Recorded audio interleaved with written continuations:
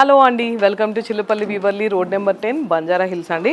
Pure Kanchipattu sari and offer వచ్చేసి 3 డేసే ఉంది. ఎలా అనుకుంటున్నారా? సో లాంగ్ ప్లేసెస్లో ఉన్న కాల్ ఆర్ మెసేజ్ చేయండి. 20,000 పర్చేస్ మీద 5,000 ఆర్ని పట్టు శారీ ఫ్రీ అండి.